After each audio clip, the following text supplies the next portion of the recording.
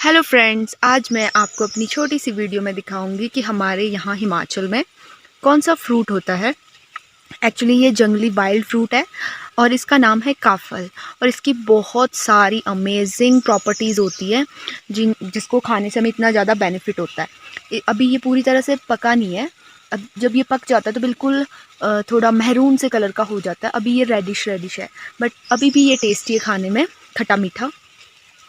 तो फ्रेंड्स, आगे बढ़ने से पहले मैं आपको काफ़ल का नाम बता देती हूँ कि नाम कैसे पड़ा। जैसे कि नाम है काफ़ल। काफ़ल means what a fruit, means क्या फ्रूट है। ठीक है, तो इतना डिलीशियस ये फ्रूट है कि लोगों ने इसका नाम ही काफ़ल रख दिया है, मीन्स व्हाट अ फ्रूट। अगर माउंटेन ट्रैकिंग पे आपका मन करता है मार्च अप्रैल में जाने का, तो definitely you will get this fruit during your track. और ये पहाड़ का रामबाण है, क्योंकि बहुत सारी डिज़ीज़ को ये क्योर करता है। बहुत ही ज़्यादा बेनिफिशियल है हमारी हेल्थ के लिए। वो सारा मैं आपको बताऊंगी और इसकी स्टोरी भी बताऊंगी कि इसके पीछे स्टोरी क्या है जो हमें बताई गई है। इस फ्रूट को जनरली बेबेरी भी कहा जाता है इंग्लिश में, और ये हमारे पास होता है उत्तराखंड, हिमाचल, जो कि मिडिल हिमालयाज़ है, वहाँ पे ये ज़्यादा पाया जाता है। इसके बेनिफिट्स मैं आपको बताने लगूँ तो रात हो जाएगी, तो मैं आपको जल्दी जल्दी से कुछ बेनिफिट्स बता देती हूँ। तो इसका फर्स्ट बेनिफिट है स्टमक पेन। अगर स्टमक कोई इंडाइजेशन है, कोई भी प्रॉब्लम है स्टमक की, तो वो इससे ठीक हो जाता है। बट एक्सेसिव में इसको नहीं खाना है। एज अ मेडिसिन आप इसको खा सकते हो रेगुलरली, और इससे अनीमिया की प्रॉब्लम भी ठीक होती है, लंग्स की प्रॉब्लम ठीक होती है, एज़मा की प्रॉब्लम अगर किसी को, वो भी ठीक हो जाती है। And even it reduce the mental stress.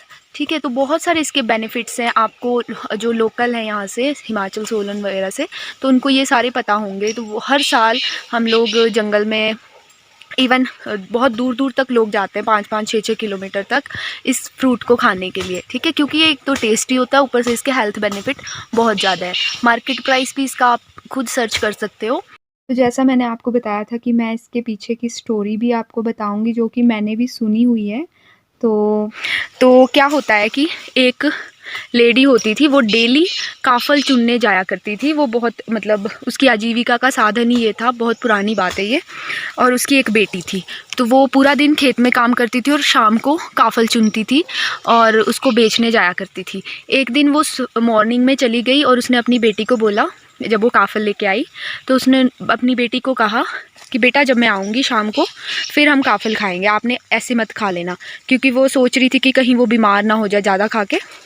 तो फिर क्या होता है कि उसकी बेटी ने खाया नहीं, और शाम को जैसे आती है तो काफ़ल देखते कि कम हो गए हैं। बट उसके कम होने का रीज़न कुछ और था। उसने कुछ नहीं सोचा, उसने सोचा मैं पूरा दिन धूप में काम करती हूँ, और मतलब मैंने इसको इतना कहा कि बेटा आपने नहीं खाना, मैं शाम को आके खुद आपको दूँगी। बट उसने सोचा कि इसने फिर भी खा लिया, और उसने उसको एक मुक्का मारा और वो गिर जाती है बच्ची, और उसकी वहीं पे डेथ हो जाती है।